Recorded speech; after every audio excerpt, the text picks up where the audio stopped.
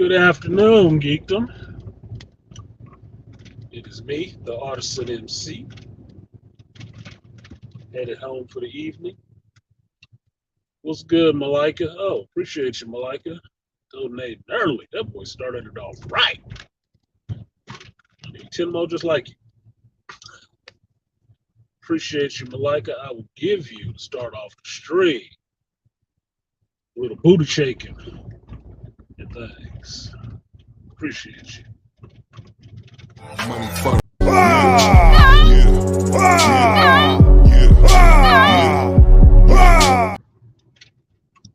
Boop, boop, boop, boop.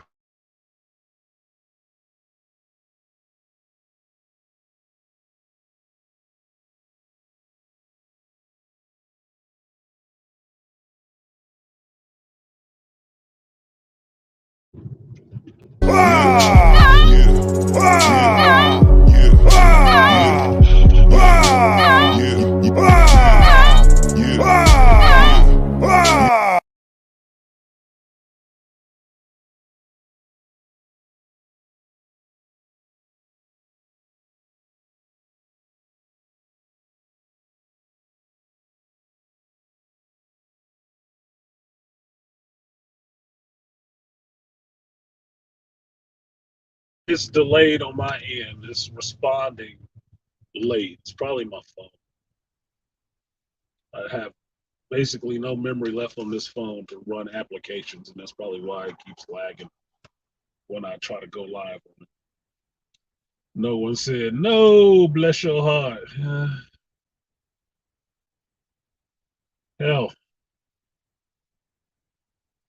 for those of you who know, and for those of you who don't know, Encyclopedia Negrolactica is something that me and West Coast African thought up while reading through the Foundation series. Because in the Foundation series, there's a group of people called the Encyclopedists. And these are the people that Harry Seldon starts with that end up making up the first group of people that go to Terminus to start the Foundation. And throughout the book, you get entries from the Encyclopedia Galactica, right? Well, since we were going through and breaking down the books and talking about the stories, we did a segment of streams called the Encyclopedia Negrolactica. And that was just us talking with BGS, breaking down, the books, what we liked in the books, where we thought things were going, and just discussing to get people on board for when the first season of the show came out. Maybe you went back and read the books or listened to them on audiobook, but some kind of way you got a little familiar with the characters and the world before the show came out. Once the show came out, I got pissed off because we talked about it. It wasn't the book. It was all right in some areas. There was some interesting stuff thrown in there, but it wasn't the book. And I was really disappointed with the show because it was not the book. Now, last night I watched and did a review of season 2, episode 1 of The Foundation. Some kind of way fate put it in front of my face and reminded me that it came out, and I'm catching it just a few days after the series started, which is funny as hell. So I went ahead and paid my Apple subscription up again and watched the first episode. First episode wasn't really bad, was it? What up, studio? Know what, Malika? Now, I would say I love the Foundation book series. And every time I talk about it, I want to go back through the series again. So much so, the first time I went through it was all on audiobook. I have gone back and tried to find the actual tangible hard copies of that book because I want to have those books and read through it, see the words myself. Just because I'm still tactile media, still a tactile media person. I like having the actual books. It's easier to pass it down that way and see what's been changed. Now, I was not looking forward to season two. I wasn't. I wasn't sure I was going to watch it. I was pretty much like, no, I'm not going to watch it because it was so not the book from my memory. But strange thing happened last night. Really strange thing happened last night. It happened while I watched the trailer for season two. I got excited. See that shit? I got excited about a show I was actually pissed off about. And, oh, it's starting.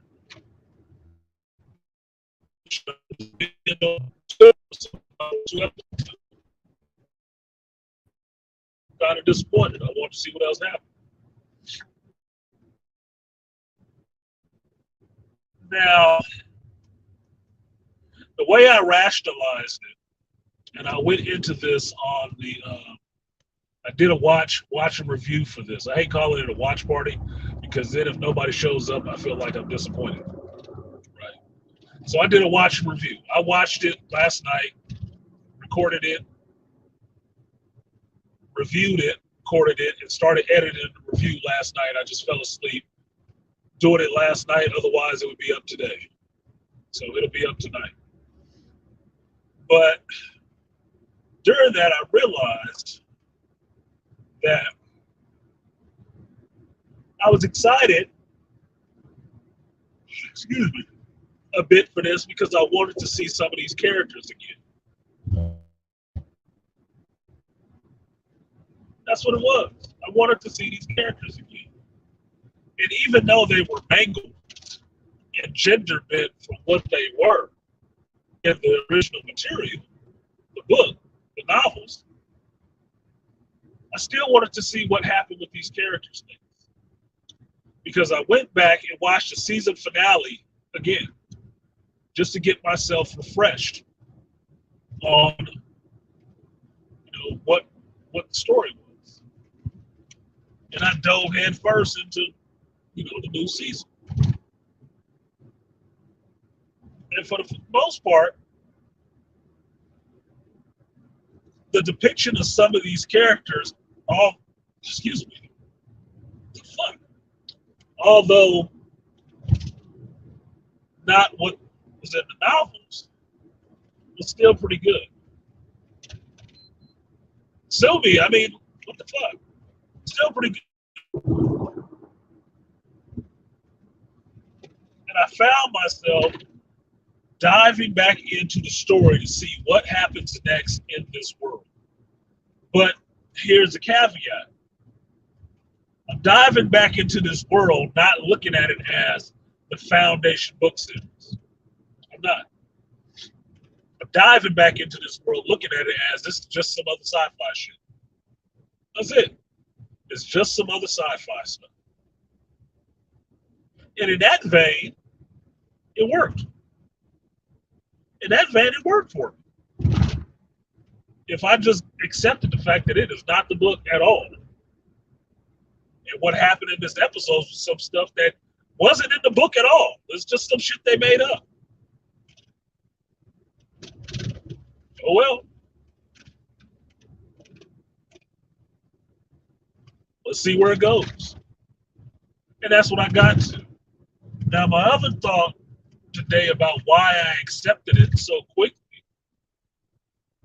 and felt a little bit of elation for getting to be in this world again is because it is a view forward. That's all. It's not a multiverse story. It's not a time travel story. It's not something back in medieval times where people were splitting each other's heads with, broadswords and shit. It wasn't none of that. It was a story in the future. A future. In another world, in another time, forward and taken seriously. And with that, I appreciated it. Because I've told you one of my biggest problems with some of the stuff I've seen lately is they have no way forwards. They have no way to move forward. They don't know how to move forward. Everything is backwards. Everything is stagnant in place.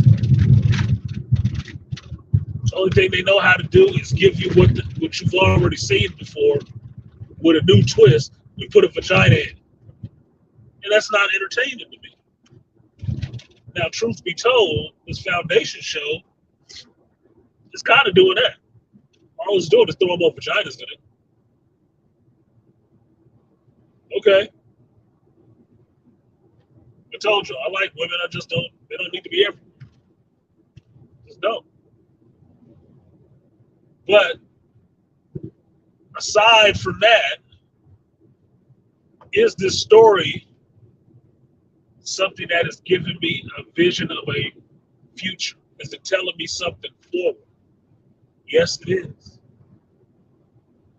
It is showing me, which they do hold from the book, they're showing me the decline of an empire, which I'm all in for watching that because I'm kind of living through one right now. So watching to see where they hit on main beats from the novels and where they throw in their own BS is the where's Waldo game. That's pretty much what it is. See where they cut and pasted and added stuff in. So it's a weird thing. I wasn't beside myself with it, but I found myself was like, damn, I'm actually excited and enjoying this. I was not looking forward to this shit at all. I was dreaded having to watch it. But watching the finale and then watching the season opener actually felt right. I was interested. I was engaged. I wanted to see what else happened. Because, like House of the Dragon, this Foundation series and the novels has a bunch of time jumps. You jump ahead maybe 30 years and come back to some of these new characters. And that's what was interesting about it. The characters you liked, you learned about, they were legends by the time you got to the next book. Their exploits in the last book was what was a legend to people in the new book. Like, oh, they're talking about South Hardy? Yeah, I remember him from the last. Yeah, he was something else. Is this how this actually happened?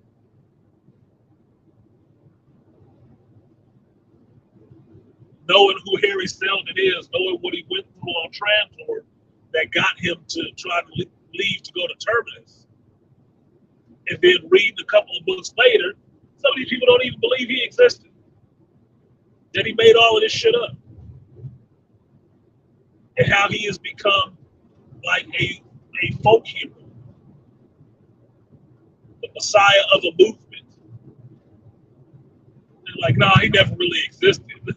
And you as the reader, they're like, nah, I read his story. That motherfucker existed. Nah, he was there. He was there. He really did set up all this shit. He really did call him. Like, they're a mathematical Nostradamus.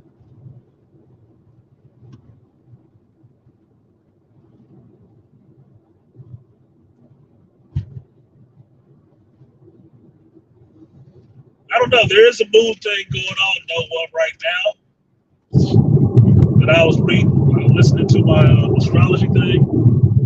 There is something with the moon going on right now. If I remember correctly, which I'm not right now. I think it's in Pluto or some shit like that. Some weird shit going on. It's a new moon coming. Some weirdness going on. That's why I'm trying to, hang back to myself and not put too much of the feelers out there about, you ain't stepping up to me like you should right now. Just holding off and letting things be what they are right now. Trying not to invest, much of my whole fucking feelings into it. Keep those wild horses at bay. Keep the reins tight on them. Like, whoop, whoop. So there is some moon stuff. So maybe I just didn't give a fuck. Maybe I really liked the way, what's her name? Lou Liddell looked at her little kitty shorts. Little boy cut shorts. She got nice cheeks. Got nice thighs and nice cheeks. Maybe it was just that. Maybe it was just that. Because the characters of Gal Dornick and Salvor Hardy are important to the story, but Salvor was gender swapped. And gender swapped him with a chick, Leah Harvey, who she ain't bad looking. She got that Nola Darling thing going on with that haircut they gave her. The little, appliance, high fade. But for some reason, I was happy seeing the two sisters on the screen. I'm like, oh, they together. So watching both now at the same time. I don't know what the fuck it was. I don't know. It could just be the moon. Maybe I'm just being gracious. Nice. Shit happened.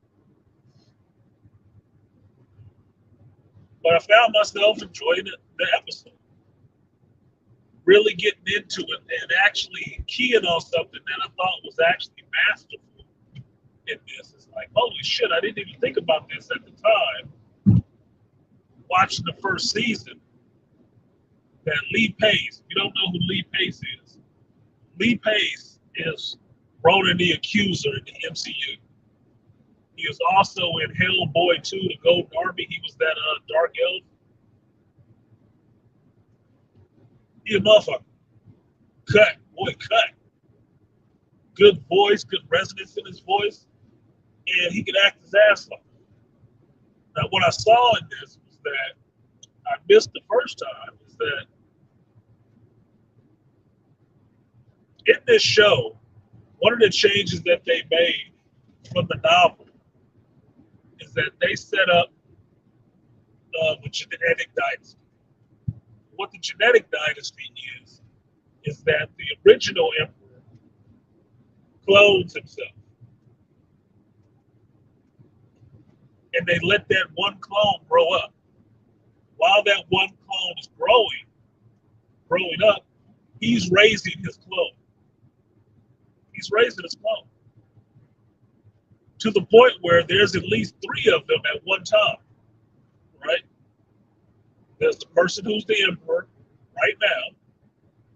There's the person who used to be the emperor, which is Brother Dust. And then there's the next one coming in line, which is Brother Dawn. Another clone. And that's how they keep the genetic dynasty rolling, because they just keep cloning themselves. When it's time for one of them to finally, die, Brother Dusk, it's finally time for him to pass away naturally. They dust his ass. They pop another clone out the vat and start teaching him what he needs to know to be emperor. And that's how the emperor stays in power. Same person. But what has happened is there is some degradation in these clones. That people fighting against the empire, different show, but there's an empire, have gotten to messing up that cloning process. So each one of these clones are now coming out with a little variance. They're not the same. They're different. And what that does is, for an actor like Lee Pace, he gets to change his performance, still being the same character. And I did catch that the first time, how awesome that could be. But in light of Jonathan Majors playing Kang, and understanding how awesome that could be for him, I'm watching this episode of The Foundation, and Lee Pace is giving me a performance,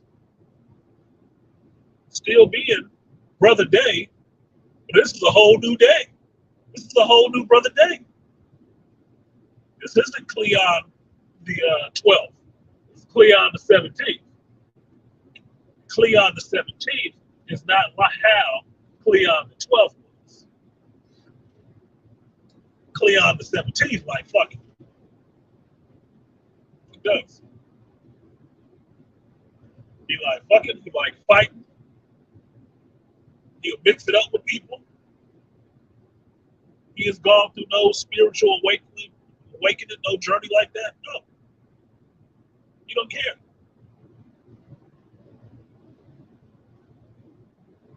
You know what waits for him.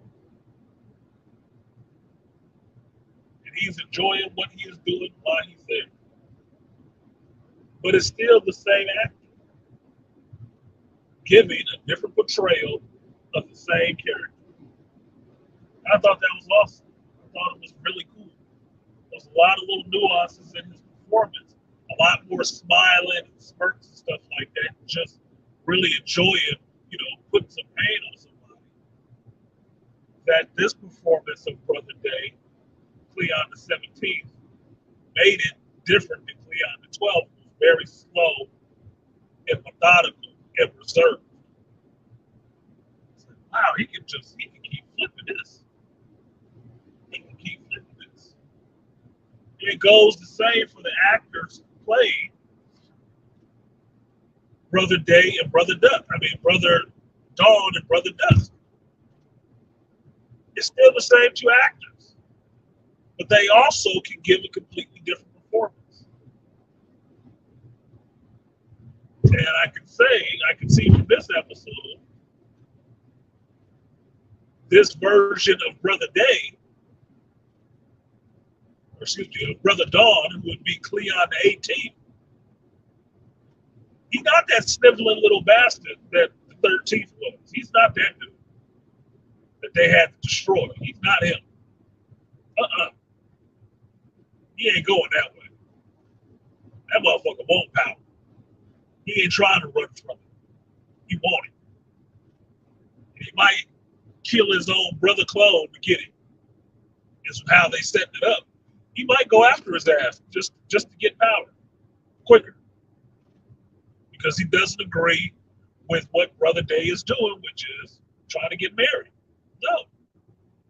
Don't fuck this all up for me. So the show ended up being, with the setup, very interesting. Very interesting. And I'm low-key kind of, anxious to see what happens this Friday on episode 2. I am. I can say I'm more anxious to see that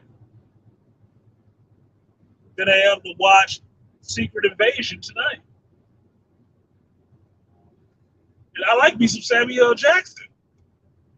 I like the show. It just doesn't grab me the same way that this Foundation show is grabbing. It's just not.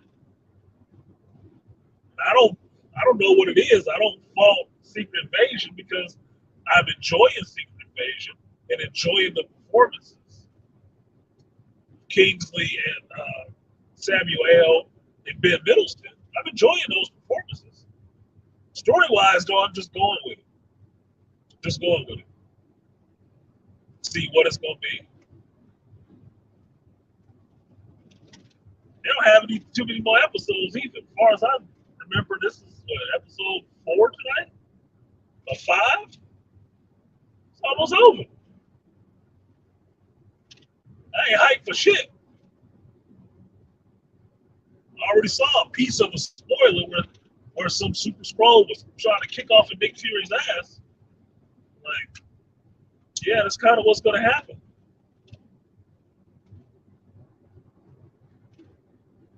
So, I don't know. It's just a different feeling. And you guys know, I'm not the biggest fan of the director of the Foundation, David S. Goyer. I'm not. He all right. He's worked on a lot of stuff that I love. A lot of comic book stuff that I love. He's responsible for getting his scripted screenplay and put on the screen. Those original Blade movies, some of that Dark Knight, Batman Begins. He's the dude for Hollywood. We're going to get geek stuff. So I don't know. I gotta tolerate him, but I know he good for doing some goofy shit. And this first episode opened up like it was an episode of Game of Thrones where you got to see somebody fucking. So they know they get you to watch the season because they get into that shit. And sure, it's a rabid fucking ant fence. That's not that big of a deal. Outside of the fact that the Cleon, Brother Day, is sitting there banging the hell out of Demerzel, and Demerzel is a whole robot, a whole cyborg. I'm like, can he even fuck her? How's that working? Ugh. But it made me think of Secret Invasion. It made me think of Secret Invasion. Why? Because since they gender swapped Demerzel in the show, because in the book, Demerzel is a guy and he ain't gay. Since they gender swapped her to a female, now she's getting fucked. But what she's doing while she's having sex with the Empire is she's using her robotics to change her voice. So she's moaning like a different chick. And he tells her to stop, to use a regular. And she stops mid moaning to tell him, as you wish, Empire, or whatever. He said, no, don't call me Empire, just call me Cleo. You know? And he's basically having it his way with a robot. Now, why this is funny to me, it made me laugh. It wasn't the rounds and everything. It just made me laugh a little bit because I'm thinking of Secret Invasion. When everybody was like, "Oh, Nick Fury got a Skrull wife," and I made the statement, "Why wouldn't you? Why the hell not? She could be any woman. It's always tight." Yeah, why the hell not? Well, Foundation show did you one better. It showed a dude having sex with a robot doing the same shit. And I'm sitting here thinking, now see, this is exactly what Nick Fury could have been doing with that Skrull wife. With a Skrull wife. She could have been shape changing into anybody, using any different voice, whatever. Come on, man. You talk about Kung Fu Grip? Oh my God. I'm tripping. Now, I'm not for, having sex and banging bots. This ain't heavy metal. I don't know how that shit is working. But one of the other characters did bring it up that he shouldn't be doing that because basically he's having sex with the person who raised him from a baby. Like, yeah, that's kind of gross. But then again, she's possibly had sex with every clone. Everyone. Because she's raised everyone.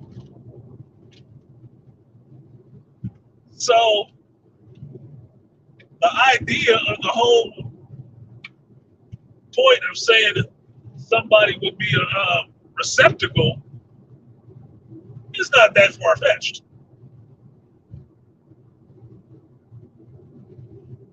It's not. It'd be a true statement. I'm just surprised he could do it. Now the scene that happens after that is a totally Goyer scene, which is you have this dude bucket naked fighting assassins that come in and kill him. So he fighting them, strong and swinging. butt naked, fighting assassins. Now the scene is good for showing how cut Lee Pace is, how cut up he is. He looked like a bag of dope. Yeah, he cut like a bag of dope. That's pure, right? But I thought the scene was kind of silly. It's like, what are we going for, the Wolverine? He even got shot and stabbed or cut. But he out there, Empire is swinging, scepter swinging, fighting assassins. Okay. Somebody wanted to see a naked man on set. Guess it was the director.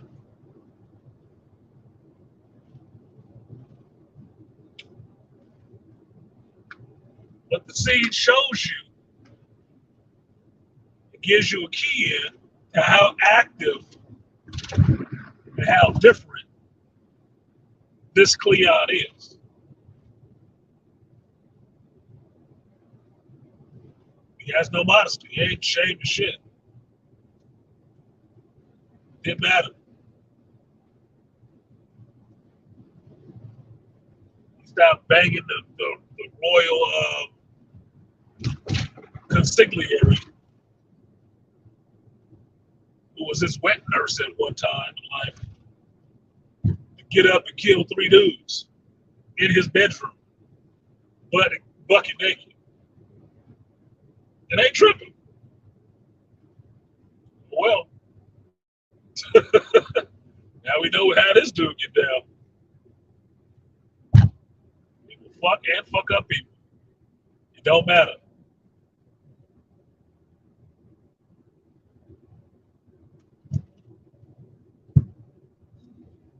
So it's interesting. I will be doing watches for this season because it's come back, and I think they're on to the second and third books now. There is new characters popping up, and I'm thinking the new characters that they are showing is that they will get into the second foundation. And if you watched any of those Encyclopedia Negrolatica streams, you know I'm a big fan of the second foundation. Big fan of the second foundation. And the microgenians. It looks like some of that is going to come into this season. And they're going to switch them up a bit.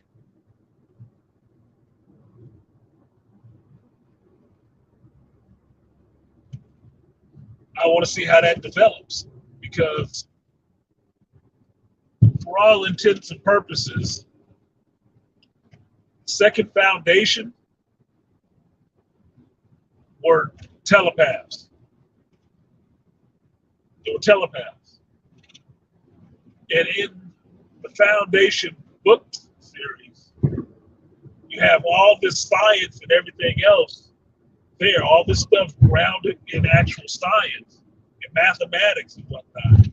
The introduction of the second foundation and these people being like telepaths was threw everything off. But they had an important job. They had an important job.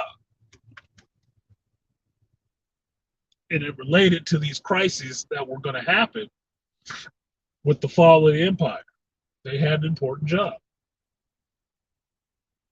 So I'm interested to see how they go into that in this season. Second season, you got to get the second foundation up. And they're hitting at it in the trailer. They're hitting at some other people too in the trailer, and I want to see it. And I think that's part of what's making me excited because it's been enough time, at least a year or two, since I went through the original Foundation series that I want to actually refresh myself in the books to make sure I'm remembering all the beats from the second Foundation. I want to know all of that stuff. Make sure I'm not missing anything. Because one character that comes up out of that is the mule. And the mule is that character that everybody in the books, everybody that read the books always wanted to see. They always talk about the mule. And reading the story and getting to know who the mule was, he was something else. I'm waiting to see if they throw him in this shit because for who he is, yeah, I can see David S. Goya wanting to delve into that shit. He would want to play with that. But it is a pivotal character in this story. He is a pivotal character in the story. So it's kind of important for him to be there.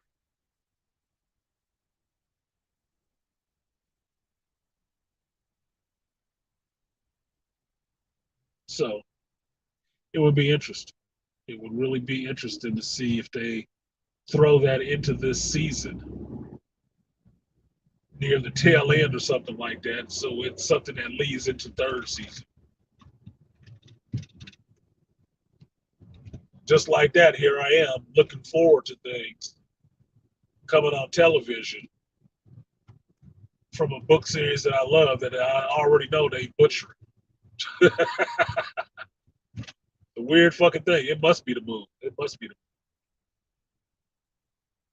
moon. But like I said, divorcing it from the book and understanding they are not following the fucking book. It's his own thing. It gives me a reason to be curious about it. Otherwise, if I was looking for the book, I would probably couldn't even watch the shit. Good. But then again, I did love Game of Thrones. By all accounts, I haven't read all the Game of Thrones books. By all accounts, Game of Thrones TV series diverted from the book a lot. No different than Lord of the Rings and the movies. Move stuff around, pull for some Silmarillion, threw it in there, put a scene in, put a character in. Well,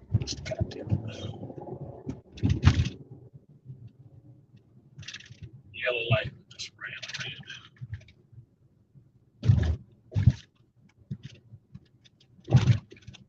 So it's interesting. So it's on Apple TV. If you have Apple TV, I mean they're pretty cheap. $7 a month. You can pull the same shit that Disney is mad about people doing, which is wait for the whole thing series to come out and then pay your $7 that 1 month, watch all of it, and then cancel that shit the same month.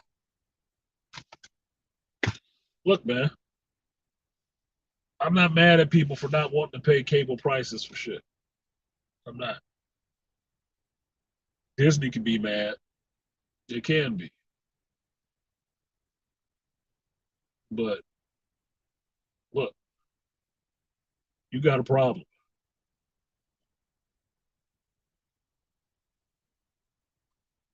You got a problem of your own making. So don't be mad that people ain't jumping up and lining up to just pay you money for that shit that they don't like.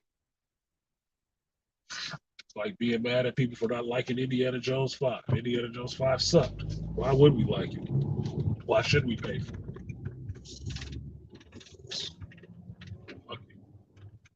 That should have made the most bootleg list right off the bat. If you paid for the bootleg.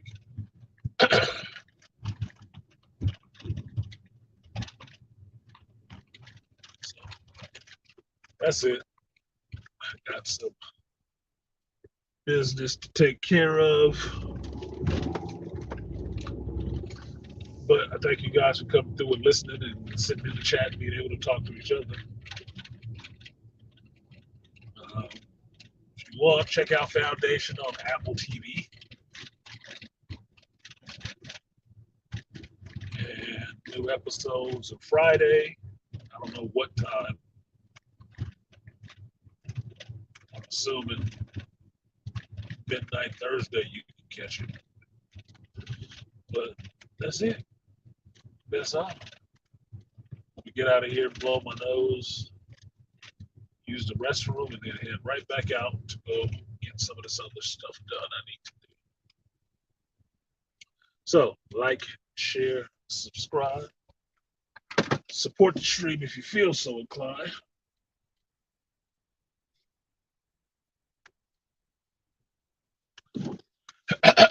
Excuse me. I've been Artisan MC, and you have just heard Geek speak. Peace. I'll see you guys next time.